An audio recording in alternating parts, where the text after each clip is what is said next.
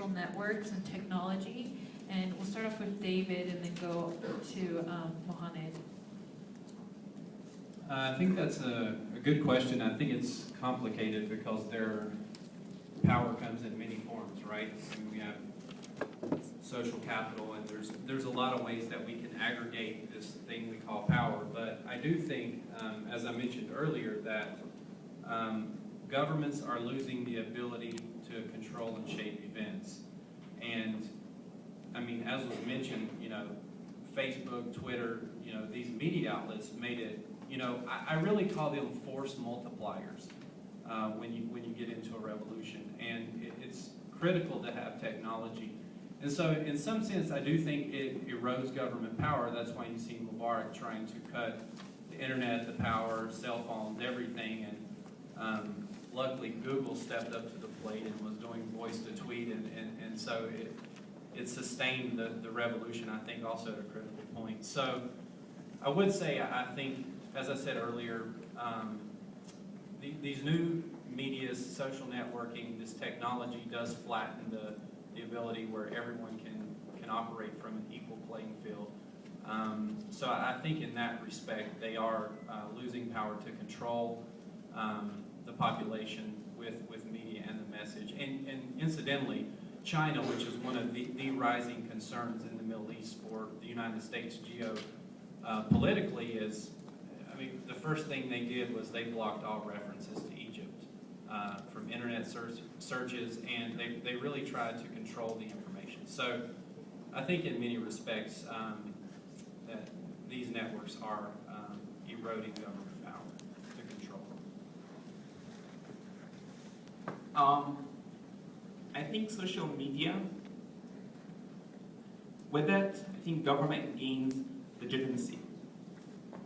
What does that mean? I mean, you have the government should be run by the people, for the people, right?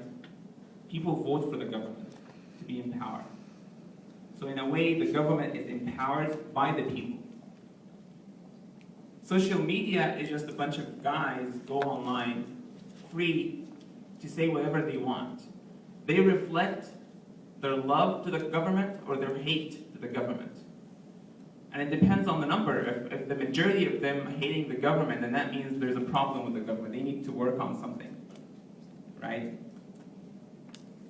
If the government is oppressing the people, more and more people will go on Facebook and speak against the government.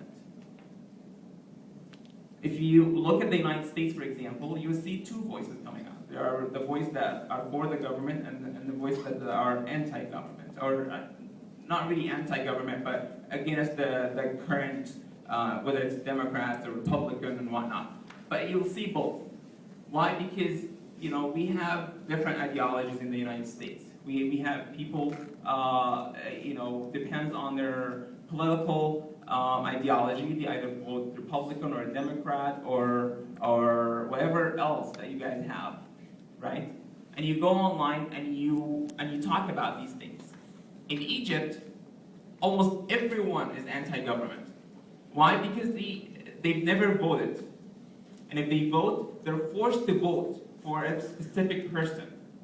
So of course they're going to go online and they're going to speak against their own government. So in a way, it reflects what's happening on the ground. And yeah, it takes away some power out of these people, but only in regimes that are oppressive. If regime is oppressive, then the social media will take power from the regime, because now these people can speak, because they cannot speak on the ground, they cannot even protest. They cannot, exactly, in the public speak, they cannot speak in public. But they go on private, behind their computer, no one sees them, with like a fake ID, they don't put their names, they, like the guy who was behind Al-Khalid Said, no one knew who he was till last week.